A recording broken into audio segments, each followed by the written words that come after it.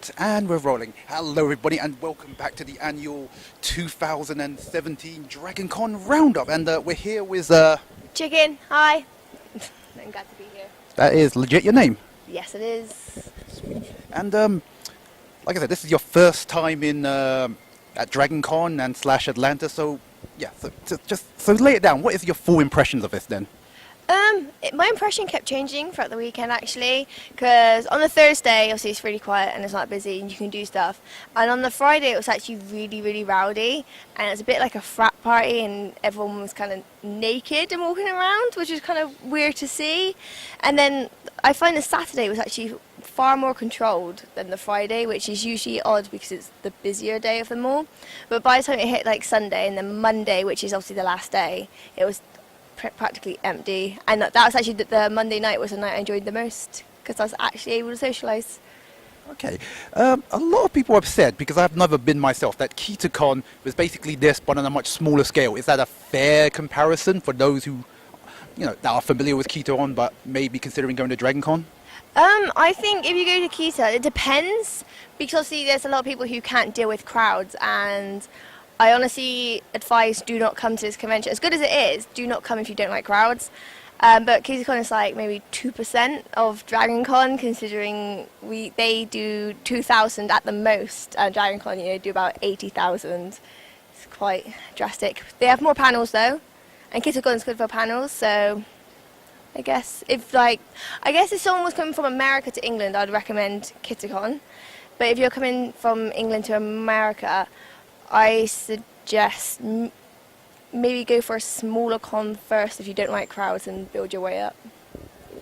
Okay, so what were your high points of DragonCon then? Because I have to admit, somebody asked us this question. No, in my case, it might have just been last night when we were just following around an aspiring rapper, and he was just dropping some really good tunes. Oh, that was Cookie. Yeah, Cookie. It was actually one of my highlights of DragonCon.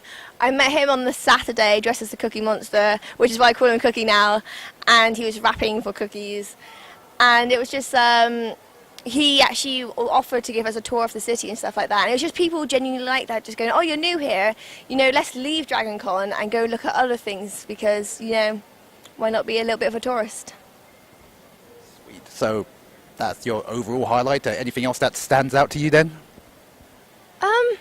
I'm not entirely sure, because there's so much going on that you don't get to experience the whole event. Like I will come back, and when I come back I'll probably do something completely different, because I was advised yesterday that what one person does is they come every year, but every other year they'll do the panels, and then every other year, like on the rotation, they would do cosplay instead, and each year they concentrate on something different because it's just too much to do in one year. Okay.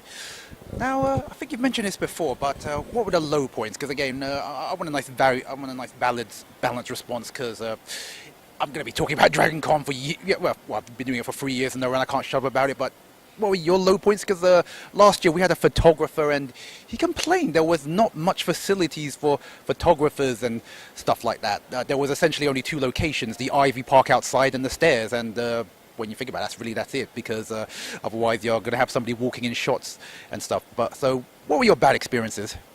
I didn't really have bad experience per se. It was more or less, again, the crowds, when even if you were you thought you stood out the way, you were not stood out the way, and people were still barging past you. People tried being organised by going single file in opposite directions, but there was also those few that was like, but we're more important, so we are going to go straight ahead and knock everyone out of our way. And I think it was more or less just that, really. So overall, final thoughts on DragonCon then? I'm coming back, so all positive. Sweet. Thank you very much. Thank you. Cool.